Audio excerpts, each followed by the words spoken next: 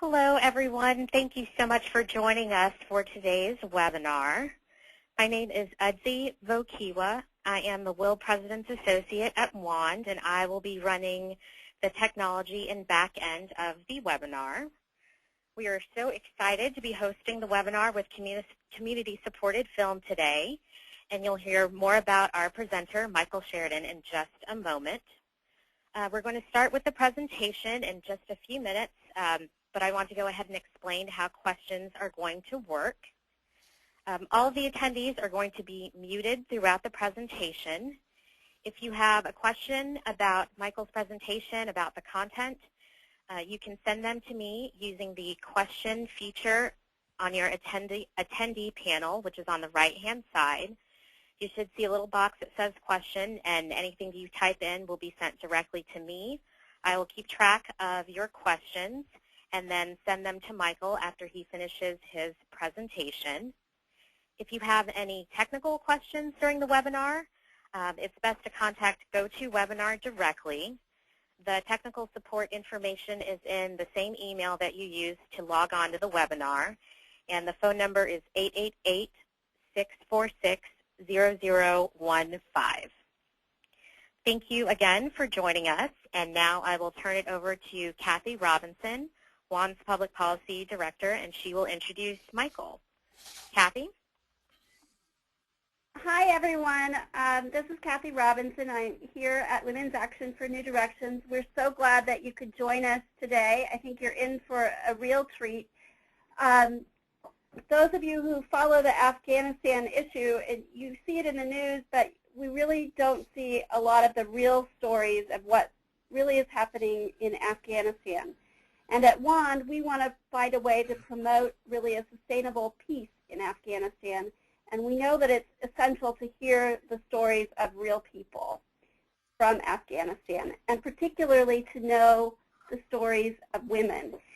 And we are really fortunate to have with us today Michael Sheridan, who is a filmmaker, an educator, and activist who has worked in this area of documentary films for 20 years. He helped to co-found Oxfam's documentary production unit in the mid-90s, and he has had documentaries that have aired on PBS, ABC, TLC, and Discovery, and has done a fabulous job putting together and working with Afghan folks to make their own documentary films. And I don't want to take any more time away from him, so I'm going to turn it over right away to Michael Sheridan.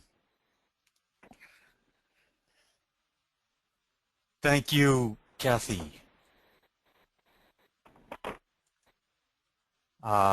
It's a great pleasure to be with you all, and thank you very much to WAND for organizing and presenting this webinar, and particularly to Kathy for her work on policy in this area at WAND, and to Sharon, Elizabeth, and Adzi at WAND for making it all come together.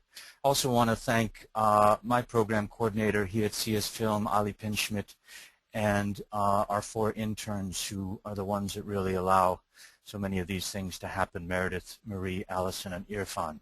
And thank you all for making the time to be here today.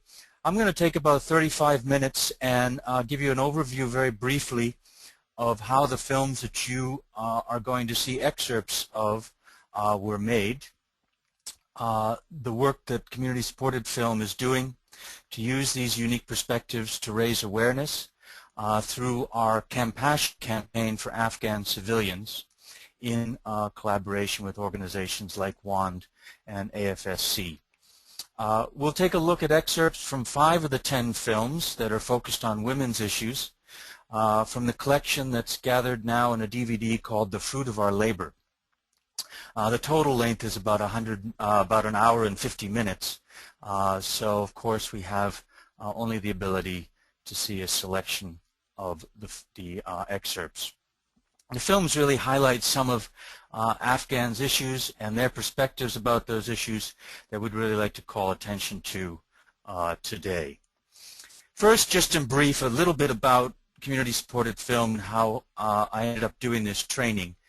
Community-supported film came out of the process of my work in Afghanistan, and it now exists as an organization that has the mission of, one, training people in crisis and post-crisis developing communities in documentary filmmaking and video journalism, particularly focusing their storytelling on their social and economic development issues and trying to get local people's perspective on aid and development. And then sharing those perspectives both internally, in this case in Afghanistan, as an education and awareness tool, and externally, as we're doing today. In relation to this third mission, we've launched recently at a congressional briefing that we did in D.C. a compassion campaign for Afghan civilians. And in this campaign, community-supported film is really asking for public participation and pressure to assure that the United States and NATO, the dominant forces right now in Afghanistan, end the war by securing the peace, which means trying to assure that we make policymakers prioritize the prevention of renewed civil war and a humanitarian crisis in Afghanistan, which unfortunately many Afghans fear at this point. We can do this by getting NATO to end its combat mission and shift to a population protection strategy, by demanding that the UN convene all-party regional peace talks, and by, thirdly, funding long-term Afghan-led and implemented economic, social, and political development programs. These things are really essential if we want to avoid a return to a past history of people turning their back on the country and it once again falling into chaos. To give you a little bit of context just briefly about how I got involved with this and how the films that you saw were made. Since 2001, I have been working against the militarized approach to solving Afghanistan's problems. And I took this view based on what I had learned from 20 years of making films primarily in Africa and Asia about social and economic development issues and about how poor and conflicted communities recover. In 2009, I went to Afghanistan to make a film that I wanted to be told from the Afghan villager's perspective about the effectiveness of locally led and implemented Afghan development programs, and frankly the ineffectiveness of our militarized counterinsurgency strategy. This story would be told within a story that would contextualize the many issues within the country, including the fact that it is one of the poorest on the planet. It has 70 to 80% illiteracy, and 80 to 90% of the population live in feudal communities off of subsistence agriculture. During the very challenging process of trying to make the film, many things happened, but in the end, I decided that I should turn and try and practice the best principles of economic development in the actual filmmaking process, which means that really I needed to engage Afghans in the making of the film and the telling of their own story. So in 2010, I went back and put my 15 years of teaching experience to work and offered a training to Afghans in documentary filmmaking and video journalism. And my hope is that out of 5 intense weeks of hands-on learning, that they would be able to develop stories and that we would continue afterwards to develop their storytelling capacity to really bring out Afghan perspectives. So we had 3 weeks of hands-on exercises and then 2 weeks in which they had to produce the final films that you're going to see excerpts of today.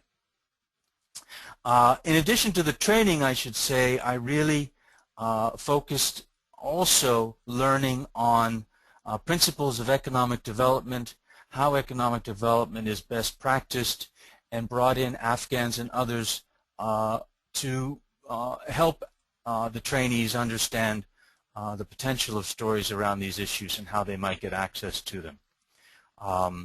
And I should also mention that the trainees didn't need any background in film or video making.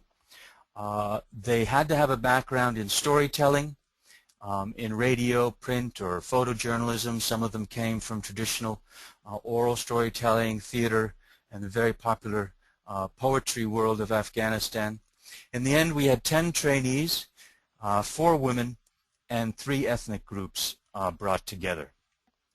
Now, as you may well know, in the Afghan context, both of those things were extremely challenging. One, bringing women into the process, and 2, having different ethnic groups mixed together. Just a little anecdote, I was really fascinated that when I asked the trainees each week to evaluate the training, and I was expecting, of course, feedback about the teaching and what they were learning about the documentary process, the dominant conversation in the evaluations was about what an incredible multicultural experience it was.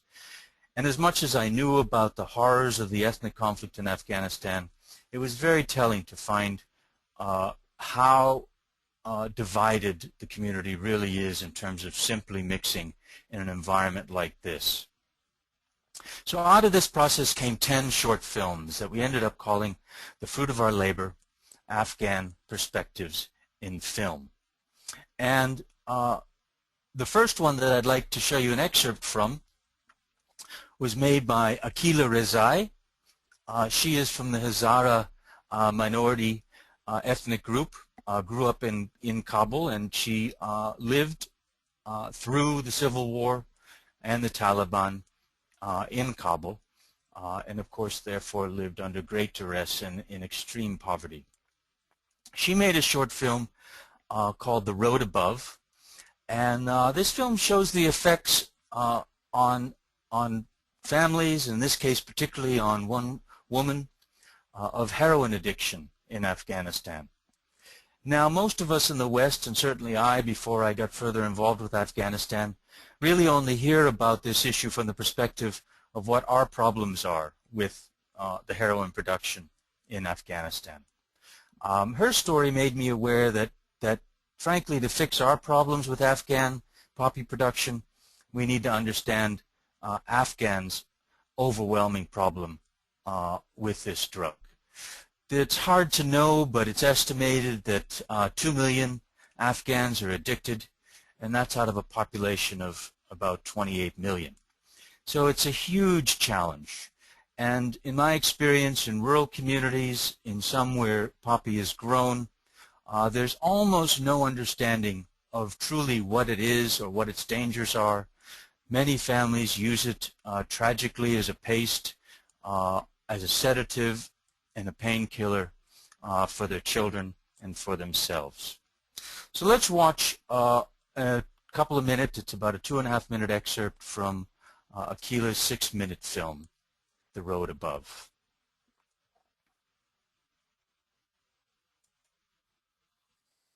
آبروی خود از خاطر آبروی برادرای از خاطر آبروی مادر چاره کردن که من کس نشناسه.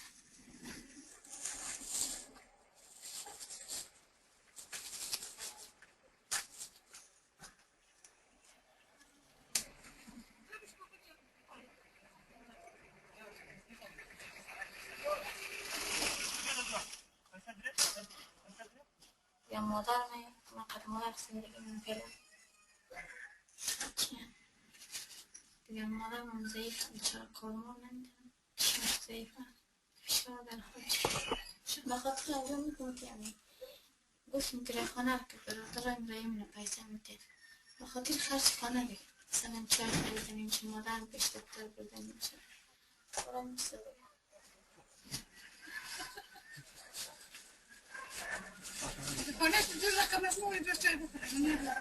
ما 3 سال شده عروسی کردیم دیگه 1.5 سال قد شوهر خودم دیگه بعد از 1.5 سال بود هوا خواهی مادر خود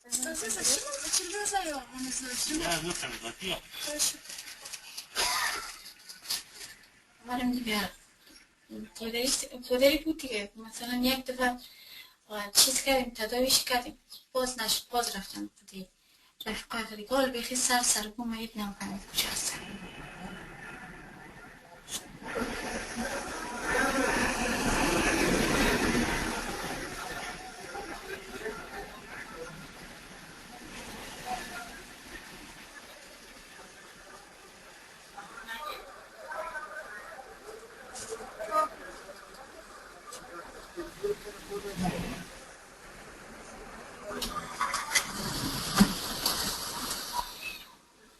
موادی که پیشکاری میزنه خود از اون بخیست خورم همون بخی اونجا پیدا شد مثلا. So I apologize. Some of these end rather abruptly. It's very hard at times to figure out how to cut in and out of these often very powerful stories. The next short I wanted to share with you is made by Hasib Asmati. He's from the north. He's Tajik. I was actually amazed. I had hoped out of the training to get maybe one film on women's issues, knowing how challenging it is to get these, and we ended up with 7 out of the 10. And I was amazed that the male participants chose to try and make films themselves, a number of them, on women's issues. Now, of course, filming women, filming in general in Afghanistan is extremely difficult for many different reasons, primarily cultural. But of course, somebody like Hasib could not go into a home or into a community room where women were gathered and maybe having a conversation, as would happen in his story. He would not be able to film in that environment. So the men and the women in the training shared roles, helped each other out with the filming. The men would help the women when they had to film and dominate men's environments, and vice versa. Hasib's film, L is for Light, D is for Darkness, really allows us to see Afghans doing their own community organizing. The mainstream media here shows mostly only the points of crisis in Afghanistan and primarily what Americans or Westerners are doing in Afghanistan. Unfortunately, this creates a public impression that is very negative, often rather distorted, and finally quite discouraged about Afghan capacity or involvement in their own problems. But I think you'll see in this short that, of course, in Afghanistan, community participation in their development issues is very dynamic and very active. So we're going to watch again a 4-minute excerpt or so of this 12-minute film from Hasib.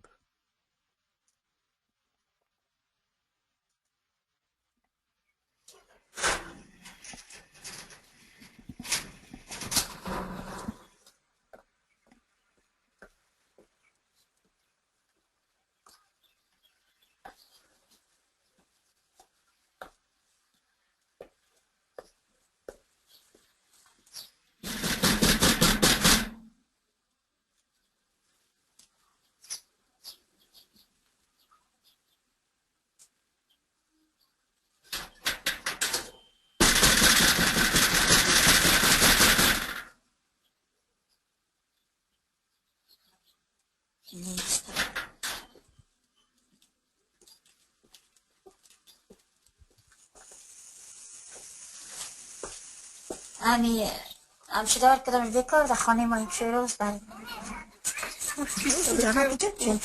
تا ساعت 11 بجه یک شنبه از خاطر مشکلات مکتب خیلی اگر شو بفر و ایده قلق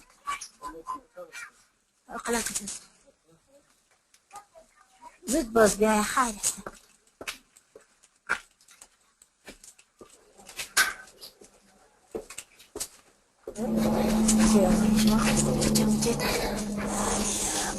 خشت بیکارش دیگه خانی ما نمارش سیف ما سلام علیکم خوب هستی؟ جانک جو گفتنگال است؟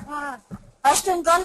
گفتم یک نفرتون بیاین خانه ما شوراست دختر 11 بچه خاطر مشکل مکتب قدرم خبر آله خود تنظور بگه نه تنظور تخلیص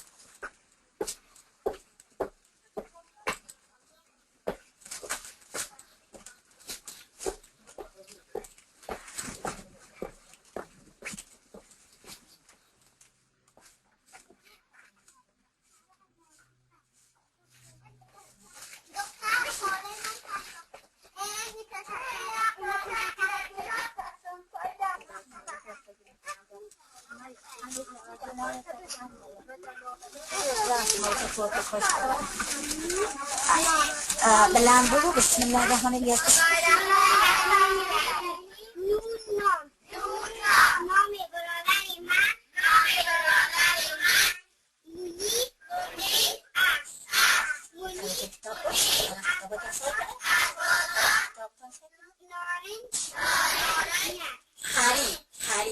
آفرین چک چک کنیم دارش ریاض جامعه است که کارخانه کنار چه درست امال بخیر درس نو میخوانیم درس امروزی ما و شما چیست حرفه واو آفرین وحید داری طالب ما پس خواستیم که براتن خوب بیاییم اینجا که ما آمدیم برگشتیم که اصلا مکتب دخترانه هیچ نبود که ما دخترای خود مکتب داخل بسازیم باز پدر اولادای ما همه یک دار تحصیل داشتن ما دخترها رو گرفتن که دخترای ما علاقمند مکتب هستن باز دو خیمه برای زیاد پیشنهاد کرده بودیم که خیمه و تخته مکتب برشون بیارن باز همین قلعه سیدا رو ما خود ما پیش ما بود ما این آماده ساختیم باید دخترای جای بسیار گوشه است که آواز زیاد کس نمیشنوند تا دانستن این دخترها بیان همینجا آزادشان دست بگو در این قسمت مشترک بالاتر که یادست نماز به خاطر گفتن ای چی شد؟ واها حرفایش باز برشان بگو واو کلا دار کلا واو کلا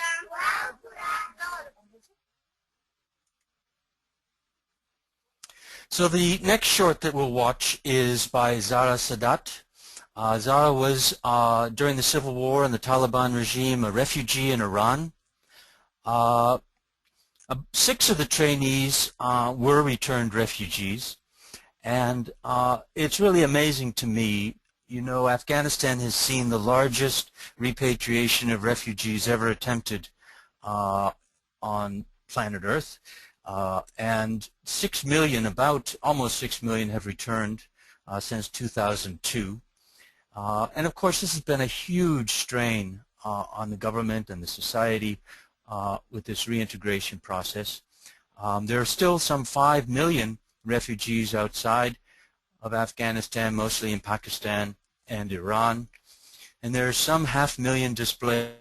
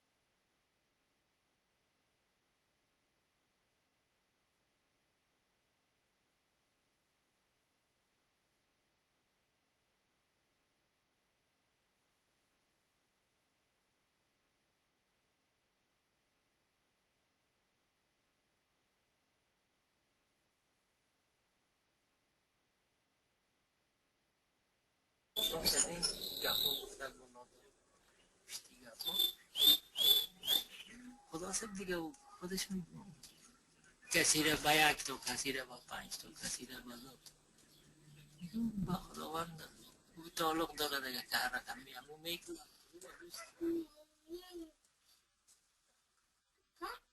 یعنی آقای وزیر پیچکاری را نمون پیچکاری کنون گو ضعیف هستی اینال پیچکاری گو گناه داره خیلی چیزی که کتاب شریعت و قرآن میگن شریعت و قرآن قبول کنی بازجوی گفت که تو ضعیف هستی من خودم گفت که اگان تشکردار غریب که آدم مرسیدگی کردن میکنم بخش تا قمیوه دانه هر روز بیارم تو بخوری که تو تازه باشی در این پیچکاری که میوه دانه نخوری خب آدم مزید کرده از بین یا مثلا خونریزی پیدا میکنی یا فشار پیدا میشه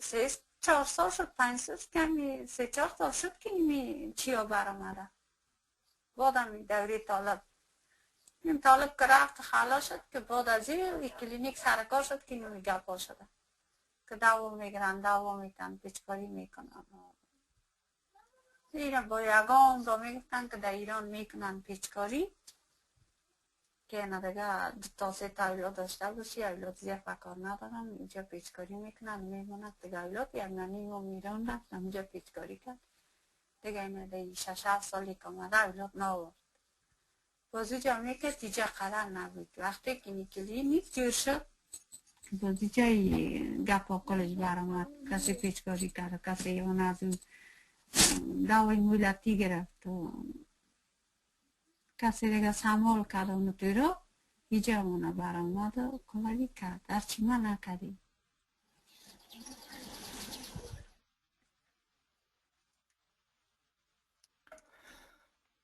The next short is by Saeed Qasim Hosseini, and Qasim was the youngest in the training. The age ranges of the participants was 21 to 38. Qasim was our only actual student. He's studying in the Cinema and Fine Arts Department at Kabul University. Death to the Camera, his film, is certainly the most complex of the films in the collection, and it has won a number of awards, Best Documentary Prize in the first Human Rights Film Festival in Kabul, and selections at other international film festivals. The film is challenging to show an excerpt of, but I really wanted to share part of it with you. It really, in one microcosm of one women's work camp, a Cash for Work program, it just demonstrates many of the actualities of daily challenges in Afghanistan. It frankly highlights the harshness of the society, having gone through so much war and so much economic deprivation. And it certainly, as you'll quickly see, will give you a different view of Afghan women if you had any thought or impression that they were meek and quiet under their burqas. But it also shows the incredible economic pressure that people are living under, the lack of transparency about how aid is being provided to Afghans. As you'll notice even in the excerpt, they talk about never getting any aid, when in fact the very project that they're working on and getting their income from is an aid-funded program. And it also captures the real challenges of the ethnic conflict that are just under the surface in Afghanistan. So we're going to watch an excerpt of Death to the Camera.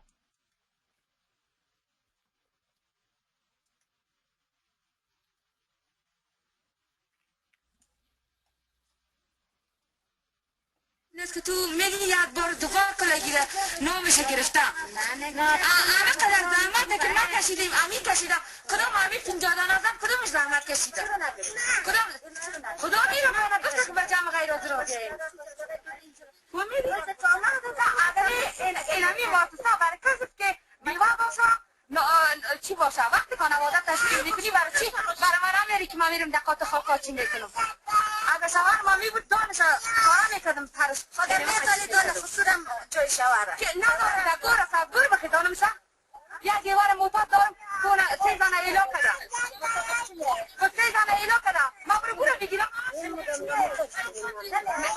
شوهرم باشه موتاد باشه که پیشم میبود ما آخر یک چیزش میکرده من پیدا خب بیکار است گریخ دیگه مرد نیست که اونم بکنه اگر مرد باشه باید بیاره برای زن اولاد چی کنه تو میایی کدما اینجا دعوا کردم تو کدما میایی دعوا میکنی که دوباره سیبا من نگفتی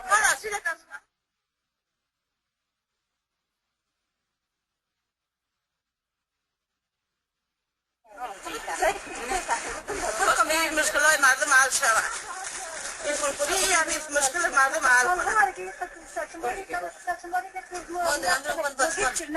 در خانه مردم میان اتو کلا نام میگیرن دیگه میکنن وقتی که در خانه 4 روز پیش شود نه او عرق نه او در کابل هم ما یک تنه گوگردی کمک نخورد مطالی یک روز کمکش ندیدیم از افغانستان هیچ جگه میرم من خودم خود میخوام پودکایی دیگه همه هرچی که میگن یک تاپندم چه ندید ما چه خبر تا بودی یک تنه گوگرد یک تاپندم خوش نبوده چشم دیگه شنو نه برکار از من میبره باز کامرم کاش که تو خوش میگی کل میگی مرکوم نبیده که دوای میده پستشم میگی دقیق است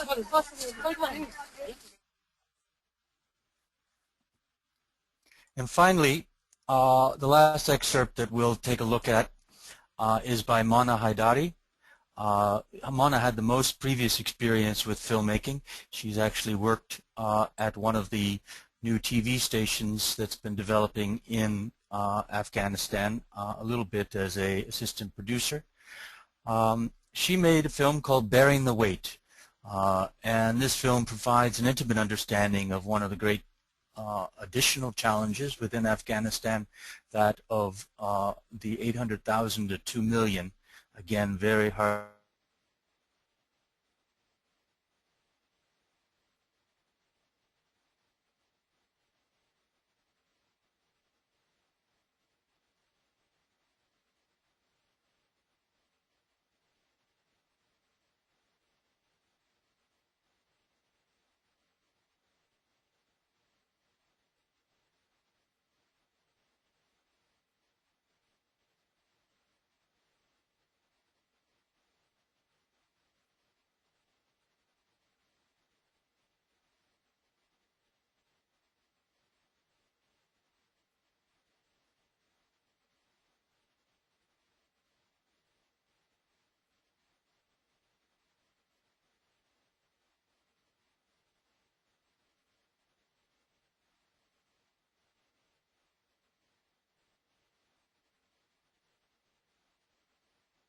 چرا راستی تو پایده جور نکنی؟ از مردمش که یک دفعه رفتم من پای جور کرد یک پوشته نتونست هیچ خوشم نامد ایلاش کرد باید به پوشته قدر از اینکه جور میکنم کنم تکلیف داره صحیح جور نمیکنن دیگه او یا تنگ جور میکنن یا کلان میباشه در پای پوشته نمیتونم سپوره کرده نمیتونم چی فایده جور کردی خب پای یک دفعه جور کردی پوشته نتونستم ایلاش کردم نی برچه ایلا کردم سعی کنم من بود رقم داده امو اولا که پای من جور کرده بودم امو رقم بودم نمیتونستم که امرش بگردم باز بعدم آیستا آیستا امرش عادت گرفتم حتی که شو روز امرش خواهد 3 روز که پوشیدم میان 3-4 روز یک هفته همونجا پرکتیس کردن مرا گشتاندن اونو خود ساق پای تاو میخود چند دفعه افتیدم دیگه هر چی کنم نتونستم اگر خداوند خواسته بود یک پایسازی درست پیدا شد یک پای درست پیدا شد جور وزارت از معیوبی نیست. اگر معیوب زیر نظر میداشت ما را بدبخت نمیساخت. چرا مرا آورده دشت قوای بشری بونده دست درد میگیری جزیات که میسی دست معمیال درد میکنه پای معیوبم درد میکنه شیشتن بر من مشکل است امیال ده از او هفته دو هفته برو از او هفته چه فایده ما من پیوستم من معیوب هستم بطلای نخورد خود بچه ما 15 ساله چی ورزی کار کنه بر من یک خانه رو 1500 روپیه کرا میکنم خود تو همین مشکل تا میتونی با وزیر گپ بزنی بری پیش وزیر شوی اصلا نمیمونه که از دام درازی وزیر پیش بره از صبح امروز گریان داره تا این پیش طرف بخدا گفتم مگه من طفل دار نمیم حالا خدا رو خود بری اولاداش امروز که میرم دارم جنجال خانه میمانم هر روز خوش میبود خوش همیاله که من به خانه بریم از این او 40 روز میشه شاورش مرده و تو دلش درد میکنه من که طفلدار نمیبودم اینجا چی میکردم میامد کلا یه قسم مسخره کن همین طفلدار یتیمدار نیستن یا معیوب است این نیسته که اینمی چیز معلومه نه که میبینی این مشکلات داره همین اینمی زن به می دست خود چقدر مشکل داره این دختر سعی کو یک پای قطع دیگه پای قطع بگی دیگه از کمر پای فرج است بچی حالت است آیا این مشکل نداره این آرزو نداره در جوانی خود تو باز اونشو کن طرف اولادت میبینی دلت خوب میشه همین دختر جوان که پیگانتی دههای جوانی خود را میبره این برای چقدر مشکلات هست ما دههای جوانی معلوم شدم اما قوم رو من شده ما در معلولیت تیب کردم تو چی فکر میکنی؟ من چقدر نامیدی تیب کردیم بچه تو که خود بود که ما هم بیوه شدیم و هم از بیپای شدیم ایده نگو دختر کل ما رنج دیدیم معلوم که شدیم خودش یک مشکل است خودش یک رنج است اصلا ما همیشه ایده گفتیم که اگر شده ما میگیم چون معلوم هستیم ما شما بدبخترین کس هستیم نی دولت ما را توش میپذیره نی دفتر ما را میپذیره نی فامیل در هر جای ما شما بار دوش هستیم بناهن ما باید مبارزه کنیم مقاومت داشته باشیم ما خود ما باید از این حال خود بکشیم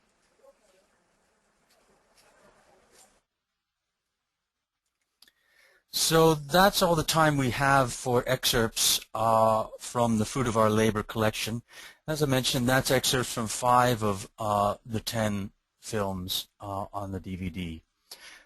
Just to review in conclusion about what community-supported film is asking with our compassion campaign for Afghan civilians.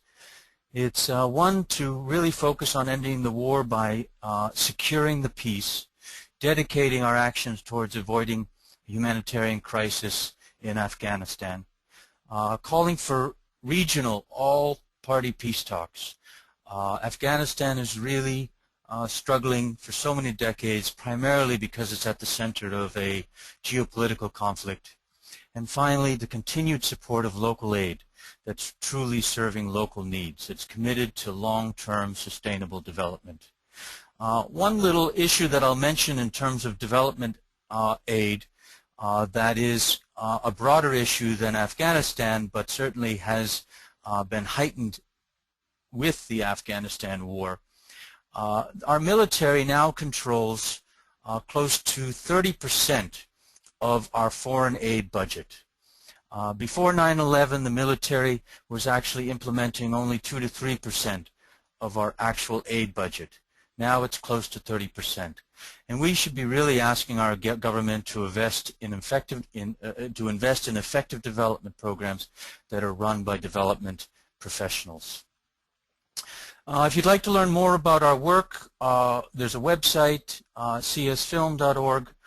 You can sign up there to subscribe to our emails and notifications, or you can email us at info@csfilm.org. There's also a page there now that outlines the Compassion Campaign, and you can see under the Films tab the excerpts from all of the films. If you'd be interested in getting one of the DVDs, we ask for $25 from individuals and $250 from institutions. But, of course, we want to work with anybody's financial situation and want to make sure they're seen as much as possible. We'd be very interested if you have any interest in screening or hosting a presentation about the films at any time. So at this point, I will turn it back to Kathy, and I understand we'll open it up for questions. Thank you very much. Thank you so much, Michael, for showing us these films and the work that you're doing at Community Supported Film. This is excellent. Thank you. Before Kathy joins us, I just wanted to remind everyone how to ask a question. Please use the question feature of your attendee panel to type in questions. And when Kathy finishes up, I will ask them to Michael. All right, Kathy? Hi, everyone. While you're thinking about your questions and writing them out, I just wanted to talk a little bit about what's going on right now with Afghanistan policy. And we fully support and are in alignment with the Compassion Campaign's effort to end the war by securing the peace. And unfortunately, the debate at this point is how many troops are we going to have in Afghanistan, and the focus is really continues to be on trying to make a military solution work, even though it's clearly not working. And so we're continuing drone strikes, we're continuing these horrible night raids, and it's really time to end that. And the good news, I think, is that there does seem to be a growing sentiment in the country that it's time for U.S. troops to come home. It's time to stop forcing this military solution or military strategy, and to really begin a focused effort on building peace. We really need to now make that message clearer to our elected officials in Congress.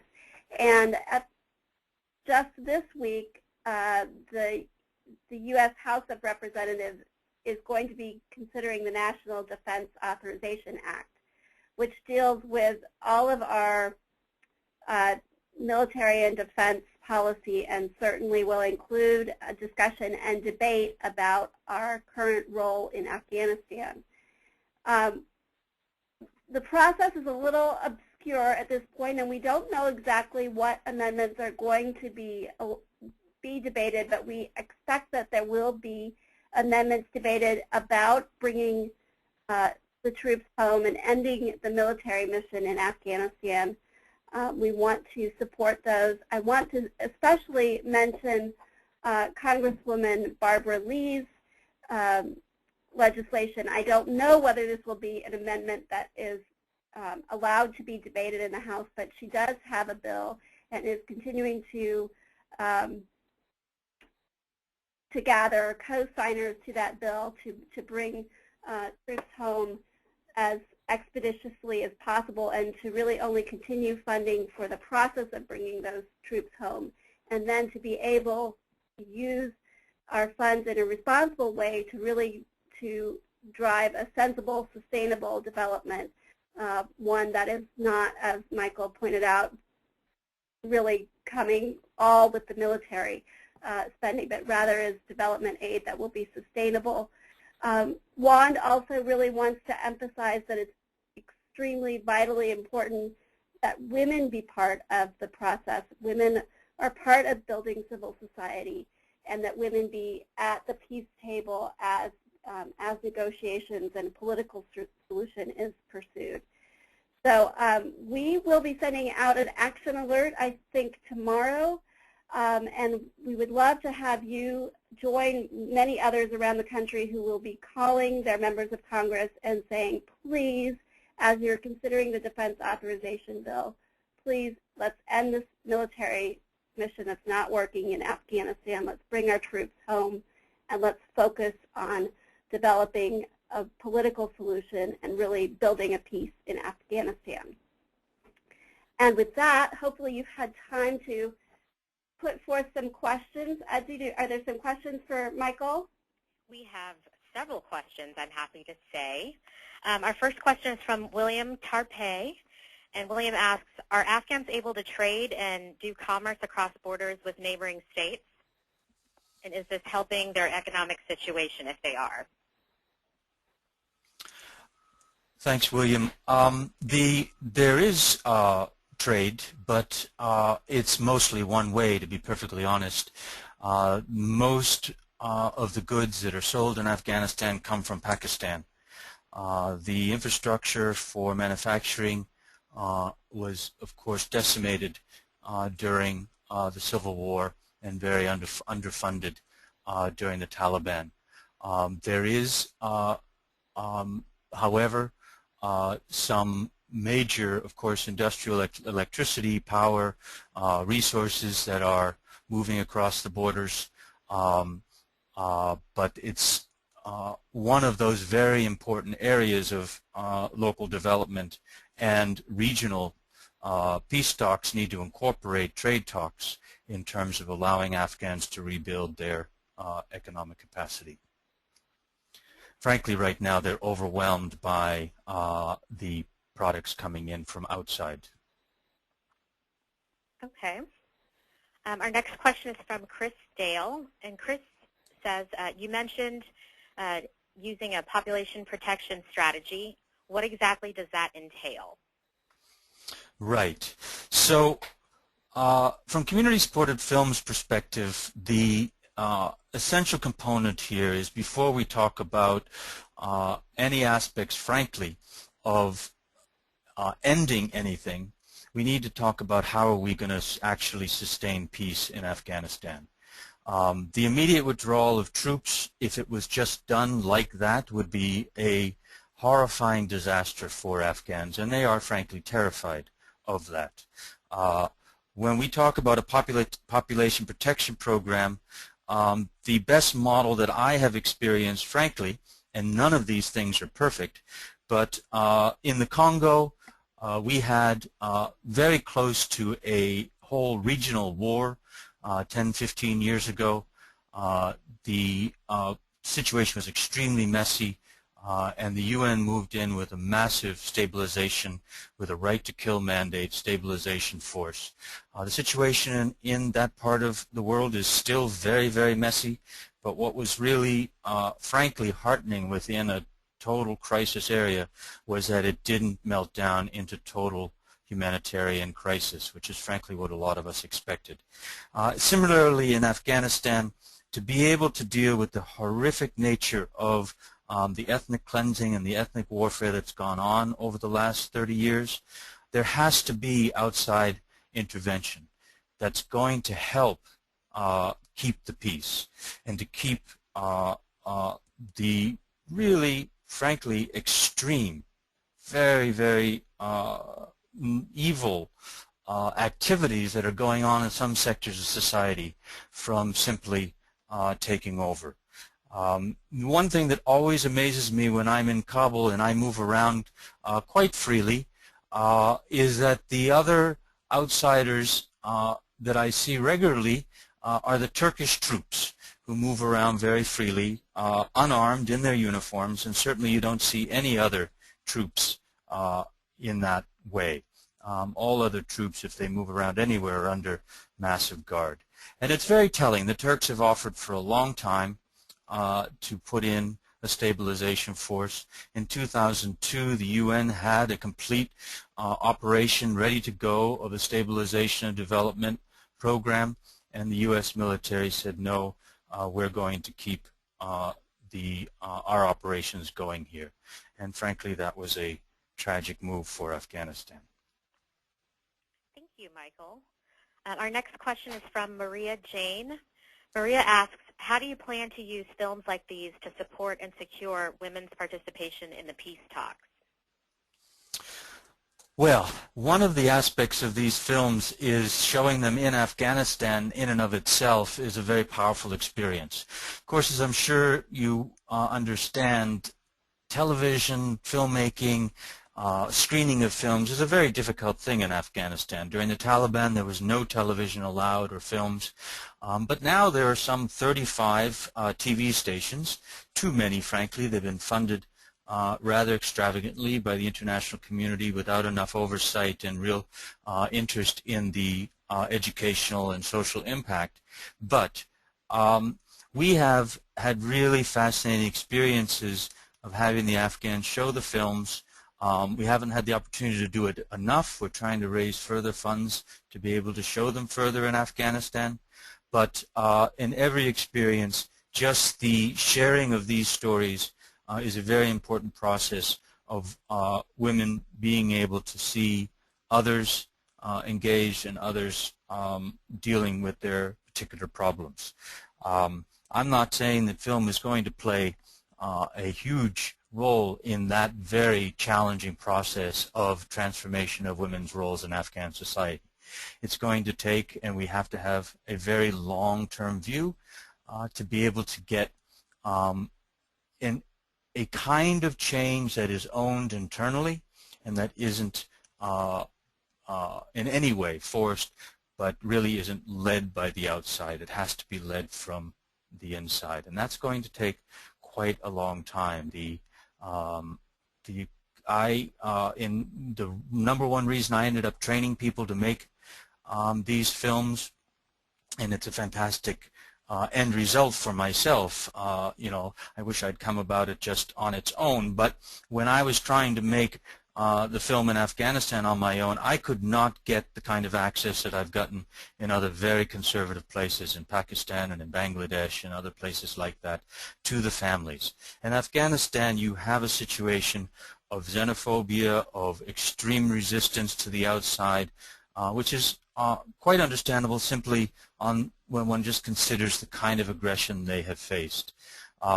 So the situation is particularly challenging for transformation of women's roles in Afghanistan. We need to keep showing role models, and we keep needing to encourage and assist, but we can't do it for them. Thank you. The next question is from Margaret Brookover. Margaret says, I loved seeing the girls in the school. Is it true that many more children are in school now versus when the Taliban had power? Yes, absolutely. You know, we hear so much negative opinion and negative information about the Afghan government. And frankly, there is certainly a lot of problems with the Afghan government, with corruption, But at the same time, I haven't been anywhere in the world, West or underdeveloped and developing, where there aren't problems with government and with issues of corruption. But that said, I have personal and lengthy experience with really fantastic things being done by the Afghan government. The ministries of health, education, and particularly the Ministry of Rural Development are doing really incredible work up against incredible challenges. And you know, we've heard a lot about schools being built by outsiders, and unfortunately we don't hear enough about the thousands of schools that have been built by some of the best, some truly world-class development programs. One of them called the National Solidarity Program, which I encourage you to just look up on the web. An Afghan created and led program that has built, well, has empowered local communities to elect their own councils to then implement their own development needs, whether or not that be irrigation or schools or clinics. And they have built many, many schools which have then been worked in collaboration with the Department of Education to have all the materials and the teachers provided. You know, the Minister of Education recently said, you know, the West has encouraged us to create all of this education capacity, and they've done an amazing job. They have a huge number now, 10 years later, coming out of elementary and high schools. But the funding community has been very reticent. It's just not as appealing to fund training schools and universities. So there's a lot of people coming out of schools that don't have, frankly, anywhere to go, and that's a challenge for them. Okay, I think we have time for just one more question, and this question is from Terry Doherty. Terry asks, how did you identify and select the filmmakers that you trained, and were any of the participants in the video documentary concerned about the safety of the Afghans they featured in their videos? Right. So the selection was done based on 3 criteria. We tried our best to bring people from the provinces, and then we got about 75 applicants. We interviewed 36, and then we selected the 10. And in the interview process, we were looking, and it was myself and a group of Afghan colleagues, for people who had a storytelling background. As I mentioned, they could come from other areas of journalism, print, radio, of course, being the most dominant form of information sharing in Afghanistan where there's such high illiteracy. They could come from photojournalism, or a number of them came from theater, poetry, fiction.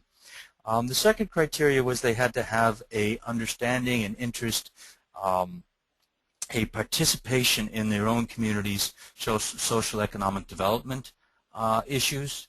And thirdly, they had to have to talk about how they were going to use what they were going to learn in their own work in the future, how they were going to integrate video documentary into their own current activities. It was a very challenging process doing the interviews, of course, but that's how the 10 came about. And of course, anybody dealing with film or video or moving into communities as an outsider in Afghanistan is up against a challenge. And they had to rely on their skills as storytellers and as producers to develop the relationships, and in this case very quickly, as we only had the 2 weeks for the final projects, with the communities, with their characters, and to, as we always do as filmmakers, try and argue for the validity, the power, the possibility of sharing stories and of raising awareness on every person's situation.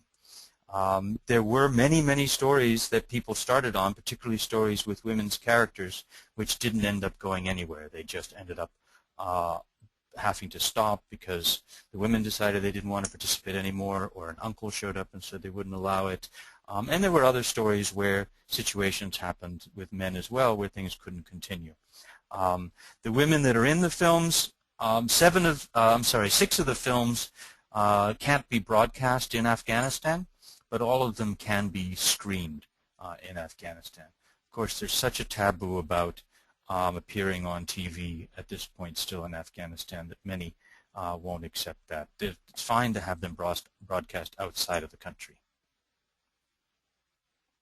Well, thank you so much, Michael, for joining us, and thank you to everyone who signed into the webinar.